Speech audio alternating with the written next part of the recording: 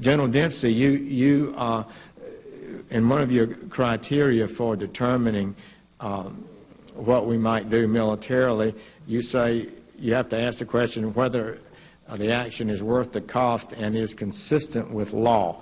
What law does the United States military look to? Yeah, if I could, since I'd like to address both because they are related. So cost, resources, risk incurred elsewhere by the use of force one other place. So, you know, it's a zero-sum game. We take them from someplace else, we use them for how long, and that's the kind of issue of cost. Is it, and of course in blood and treasure. The issue of legal basis is important, though. You know, we act with the authorized use of military force either at the consent of a government, so we're invited in, or out of national self-defense, and it's a very, there's a very clear criteria for that. And then the last one is with some kind of international legal basis, an UNSCR. Wait a minute. Let's talk about an international legal basis. You answer under the Constitution to the United States government, do you not? And you don't need any international support before you would carry out a military operation authorized by the commander-in-chief. No, of course not. That's the second one I mentioned. I just want to know that because there's a lot of references in here to international matters before we make a decision.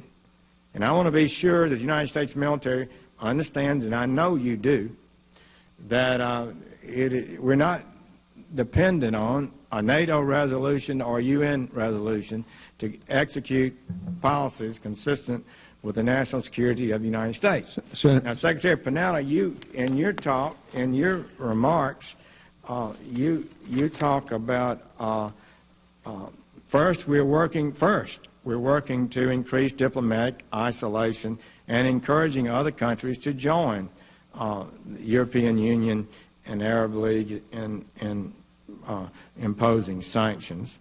And then you note that China and Russia have repeatedly blocked the UN Security Council from taking action.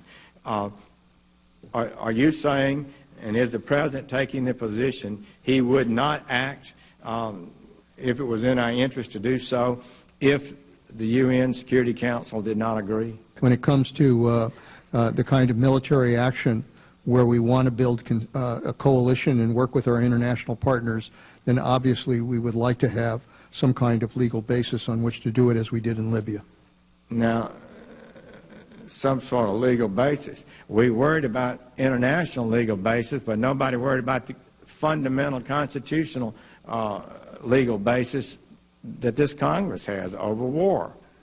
We were not asked, stunningly, in direct violation of the War Powers Act, whether or not you believe it's constitution. It certainly didn't comply with it. We spent our time worrying about the UN, the Arab League, NATO, and too little time, in my opinion, worried about the elected representatives of the United States. Do you think that you can act without Congress and initiate a no-fly zone in Syria without congressional approval? You know, again, our goal would be to seek international permission, and we would come to the Congress and inform you and determine how best to approach this, whether or not we would want to get permission from the Congress. I think those are issues we would have to discuss as we decide what to do here. Well, I'm almost breathless about that, because what I heard you say is we're going to seek international approval, and then we'll come and tell the Congress what we might do, and we might seek congressional approval. No, well, I want to just say to you, that's a big dish. Wouldn't you agree? You've served in the Congress. Yeah. Wouldn't you agree that that's would be pretty breathtaking to the average American? So would you like to clarify that? But I've also served with Republican presidents and Democratic presidents who has always reserved the right to defend this country if necessary.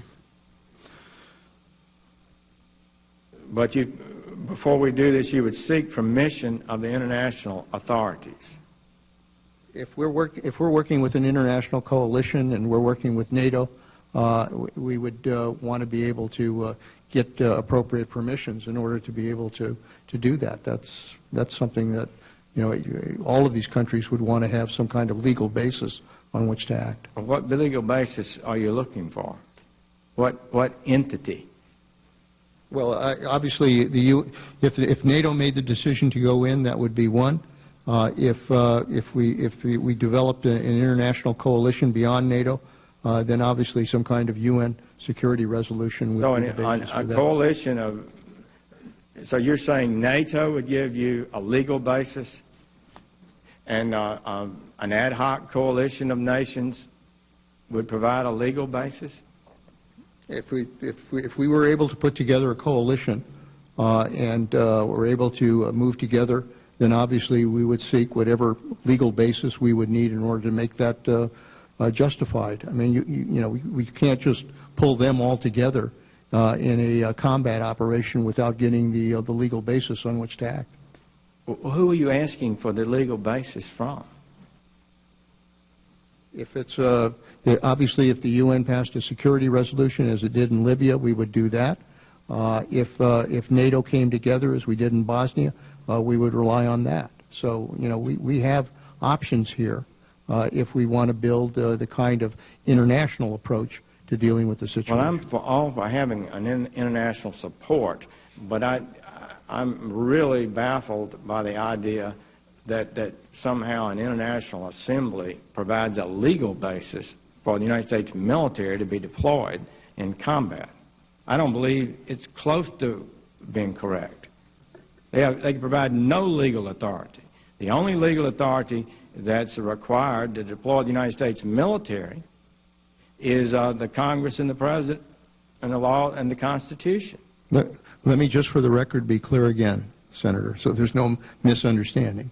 When it comes to the national defense of this country, the President of the United States has the authority under the Constitution to act to defend this country, and we will. If it comes to an operation where we're trying to build a coalition of nations to work together to go in and operate as we did in Libya or Bosnia, for that matter, Afghanistan, we want to do it with permissions either by NATO or by the international community.